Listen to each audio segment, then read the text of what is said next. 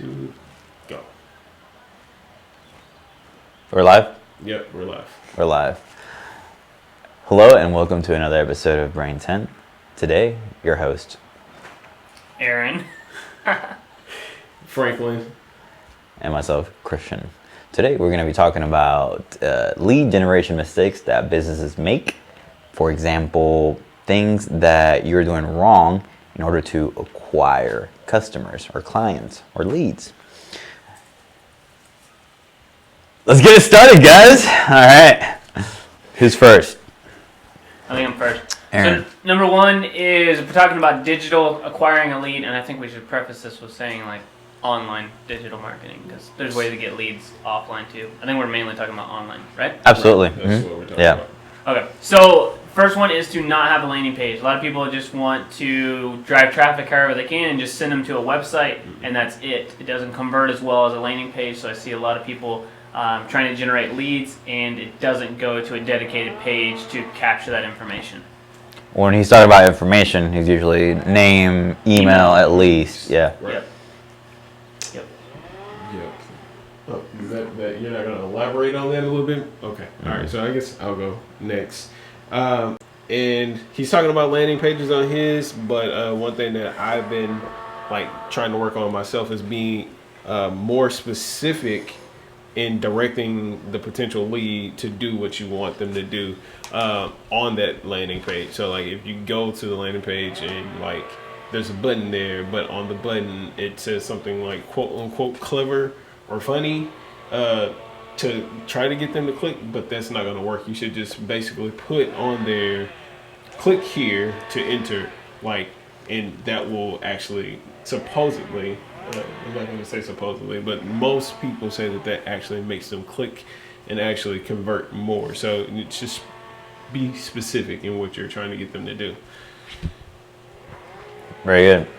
Good. Number 3 is to, as a company, I know bigger companies obviously have a sales team and they have a marketing team and they have a bunch of different teams, but I mean, we're a small business, so it's just the 3 of us basically.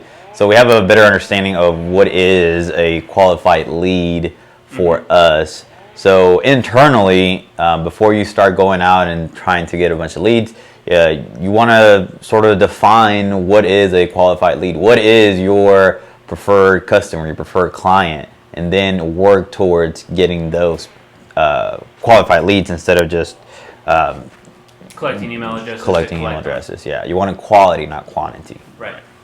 Right.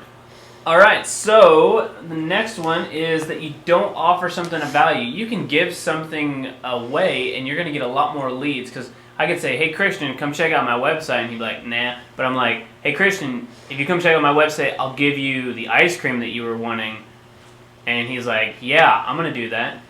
Or if you're selling, for example, you're selling a product. So you're selling this phone. Well, if you come over, I'm going to give you 2 months for free if you sign up with your email address. And maybe I'll follow back up with you and sell you a phone later.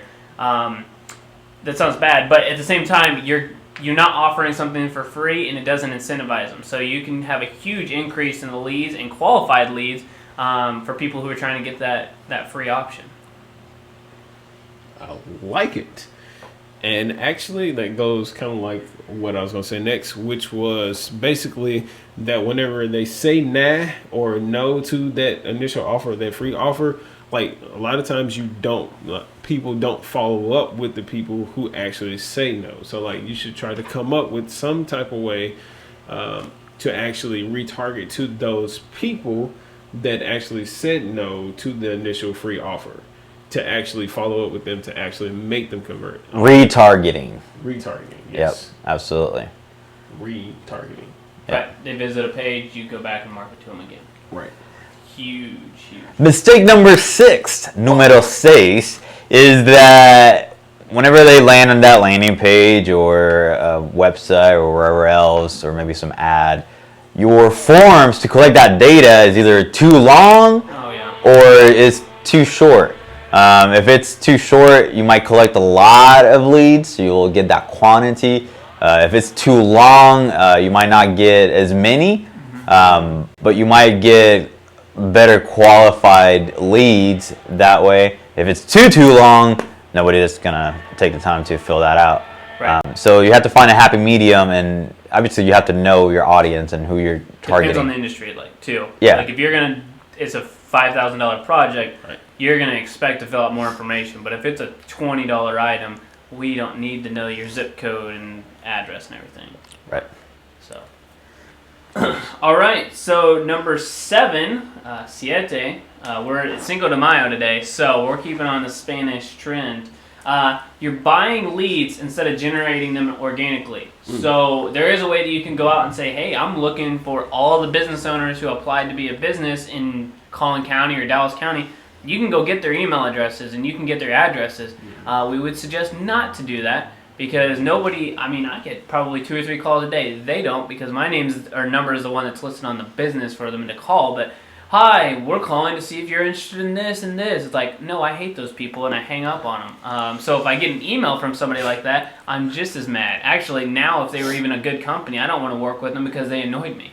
So that's just me, but I would not buy the leads. It's better for them to come to you because they're actually interested. I like that. Yeah. Yeah. You have anything else, Franklin? I did have one, but it actually goes with what you're going to say after me. So I'll go. If it's okay, can I go after you? Absolutely. So my last one here is you're not using social media strategically to generate those leads, and this is sort of a general statement, but a lot of businesses don't know how to use social media to their advantage, and they're either selling or just putting up blog posts and that's it. They're not catering really to their audience. They're not using the full potential of social media, and social media is a great tool to generate leads and capture leads, but you have to know how to use it. Right. Very good. Exactly. And all I was going to say after him was basically, if you do generate leads from that ad, you have to basically try to find a way to get the people that you got from that social media ad is to get them to share it with other people to potentially grow your leads even more. That's all I was going to say. Good deal. You got anything else? No. I mean, I feel like there's something, but there's nothing off the top of my tongue since we're live. I'm just going to, if we add it, we'll add it in the comments section. Perfect. All right, I think that's it. Thank you for joining us. This is Brain 10, episode 137. Seven. Lead generation mistakes that businesses are making. So, yeah, again, my name is Christian. My name is Aaron. And my name is Franklin. And we'll see you next Friday.